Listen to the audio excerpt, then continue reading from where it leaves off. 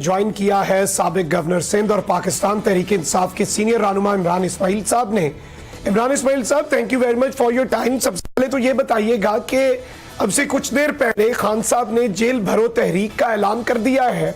एक जानिब तो हुकूमत ऑल पार्टीज कॉन्फ्रेंस बुलाने की बात करती है, सर जोड़कर बैठने की बात करती है, वहीं दूसरी जानिब जो पॉलिटिकल विक्टिमाइजेशन है उसमें किसी किस्म की कोई कमी नजर नहीं आ रही। इस वक्त हालात जा किस तरफ रहे हैं? लेकिन कुछ समझ से बाला तो रहे हालात। हमारे पास तो अब इसके अलावा कोई ऑप्शन नहीं था कि हम जेल भरो तहरीक पे चले जाएं, इसलिए कि हर रोज़ हमारे साथियों को, हमारे लीडरों को, हमारे वर्कर्स को हरासा किया जा रहा है, उन्हें उठाया जा रहा है और बिला वजह की चीज़ पर उठाया जा रहा है कि फवाद चौधरी ने मुंशी कह दिया था, शेख रशीद ने फलां बोल दिया था। ये बोलने के ऊपर कब से ज़मानत पर पाबंदी होगी? अगर देखें कोई चीज़ नाजेबा अल्फाज अगर किसी ने अदा किए हैं जो आपको नहीं पसंद आ रहा है या आपको गिरा गुजरे आपकी तबीयत को, तो उसका एक तरीक़ेकार मौजूद है। आप अदालत जाएंगे, अदालत से आप डिफेमेशन फाइल करेंगे, अदालत फैसला देगी, वो उसमें जेल दे दे, फाइनेंशियल उसके ऊपर वो लगा दे या वो और कोई तरीका अदालत सज़ा का अपनाए या जजा का अपनाए, वो अदालत की मर्जी है। ये पुलिस का इस्तेमाल, रातों रात घर में रेड, इधर से उठा बीवी बच्चों को हरासा करना, मुंह पर कपड़ा डालो, हाथ में तकड़ी डालो, घसीट के ले जाओ जैसे कोई न जाने कोई डकैत को पकड़ लिया, क्या कर लिया है।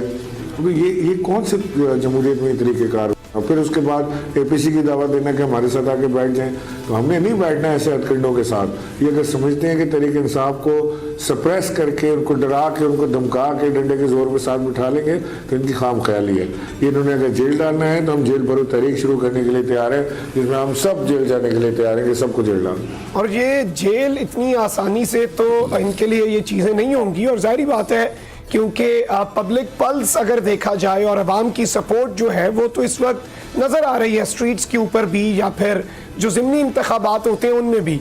और अब यूँ लग रहा है कि बीच में कुछ चीज़ें ऐसी हुई जिनसे लगा कि हालात बेहतर हो जाएंगे, लेकिन अब वो फवाद चौधरी साहब को छोड़ तो दिया लेकिन गुस्सा नहीं उतर रहा। अब उनकी कोई मेडिकल रिपोर्ट ले आए हैं कि ये जब गिरफ्तार हुए ये नशे में थे और अब उस पर भी अलग मुकदमा कायम होगा। शेख साहब को भी कुछ ऐसे मामलात के अंदर ही, शेख रशीद साहब को 2-3 शहरों की जो पुलिस है वो शेख रशीद साहब के पीछे लगी हुई है कि ये यहाँ से छूटेगा तो ले लेंगे, और इससे पहले भी ये सब होता रहा। इवन सहाफ़ियों के ऊपर भी जो क्रैकडाउन है, लेकिन मुल्क के अंदर जब एक कंसेंसस की ज़रूरत है और मुआशी दिवालियापन है, दहशतगर्दी की लहर सर उठा रही है, तो आपको लग रहा है कि हालात आने वाले दिनों में ठीक होंगे या पॉलिटिकल मैच्योरिटी आ सकती है गवर्नमेंट के डिसीजंस में?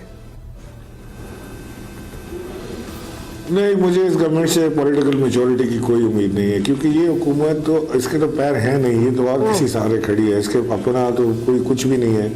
ये तो एक दूसरे पेट काट के पैसे निकालने और गले से पकड़ कर रोड पर घसीटने वाले लोग थे। आपको याद होगा जो जरदारी साहब नवाज शरीफ के लिए और नवाज शरीफ जो जरदारी थे, वो सारी चीज़ें आपको याद होंगी और रिकॉर्ड है, आज भी देख लें।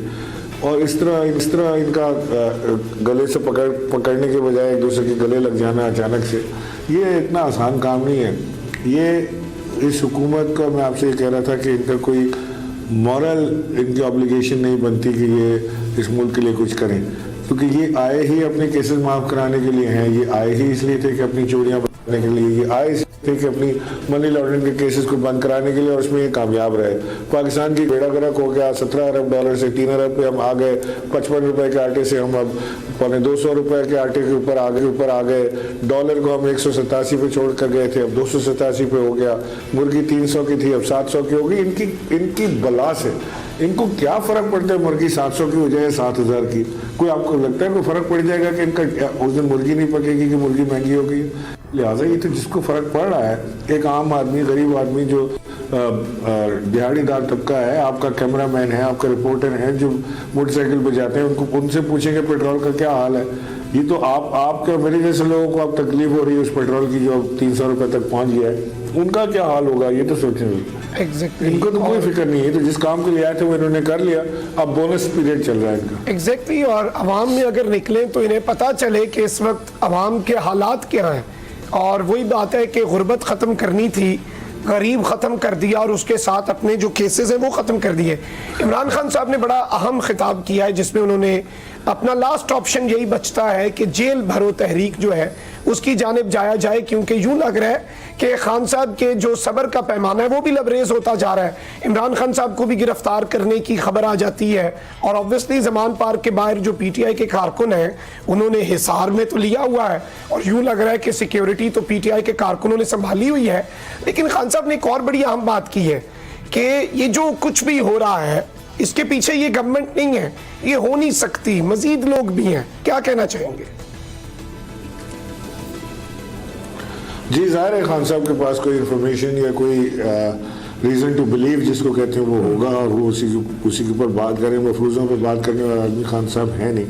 तो मैं लाहौर में हूँ नहीं और ना मैं उस मीटिंग में शामिल था जो वहाँ पर हुई होगी जिसमें ये फैसला हुआ होगा। और आजकल जब से ये रिकॉर्डिंग का सिलसिला शुरू हुआ है तो ये सारे जो हमारी टेलीफोन पे गुफ्तगू हुआ करती थी या मशावरत हो जाती थी वो अब फिजिकल मीटिंग तक महदूद हो गई है और फिजिकल मीटिंग हर रोज़ करना कराची में रहते हुए लाहौर पे वो मुमकिन नहीं हो पाता।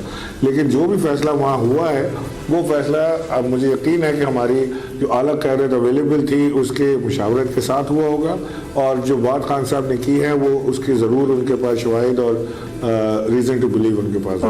इमरान इस्माइल साहब, इलेक्शंस होते हुए आपको पंजाब और केपी में नज़र आ रहे हैं। अगर देखा जाए तो कोशिश तो पूरी होगी गवर्नमेंट की तरफ से भी और इलेक्शन कमीशन जिस तरह पीटीआई का मौक़िफ़ है इलेक्शन कमीशन के हवाले से वो भी हमारे सामने है और मौलाना साहब ने तो ज़िमनी इंतख़ाबात से भागने की तैयारी भी कर ली हुई है मुबैना तौर पर और अभी वो कुछ देर पहले फरमा रहे थे कि खान को नाअहल भी कर देना है। यानी वो बड़े मुतमईन नज़र आ रहे हैं कि इलेक्शन भी कोई नहीं हो रहे और इमरान खान को नाअहल भी कर रहे हैं। इतना ही आसान होगा इनके लिए कॉन्स्टिट्यूशन को वायलेट करना, क्योंकि 90 दिन तो बड़ा वाज़ेह है।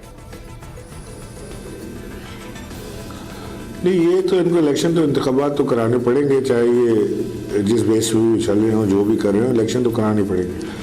इमरान खान को अरेस्ट करना मैं समझता हूँ कि इनकी बहुत बड़ी सियासी बेवकूफ़ी होगी, क्योंकि इमरान खान इस वक्त पाकिस्तान का सबसे पॉपुलर लीडर है और उसको हाथ लगाना या उसको जेल डालना वो सिर्फ पाकिस्तान तहरीक इंसाफ को हेल्प करेगा उसका ग्राफ मज़ीद ऊपर ले जाने के लिए। इन लोगों ने तो जो तबाही का इनको तो ये पता है कि इनकी आखिरी बारी लगी है, इसके बाद इनकी बारी नहीं आएगी, तो ये अपनी उस बारी का पूरा मज़ा ले रहे हैं और स्टेट मशीनरी का बेदरीज इस्तेमाल, आइन की धज्जियाँ उड़ाने का इस्तेमाल, आपके इदारों के सत्यानाश करने का इस्तेमाल, चाहे FI हो वो आपका नैब हो, सबको इन्होंने हाथ पैर काट के साइड में फेंक दिया। अपने सारे केसेस इन्होंने माफ़ करा लिए। 270 अरब रुपए तो सिर्फ एक ही जमात लोगों ने माफ़ करा लिए हैं। तो आप हिसाब कर लें कि पाकिस्तान $1 बिलियन के लिए पाकिस्तान इस वक्त परेशान है, घूम रहा है पाकिस्तान दर बदर के $1 बिलियन कहीं से मिल जाए। IMF की कड़ी से कड़ी शर्तें मानने के लिए तैयार है और ये एक झटके में बिलियन डॉलर माफ़ करा के निकल जाते हैं चोरी के।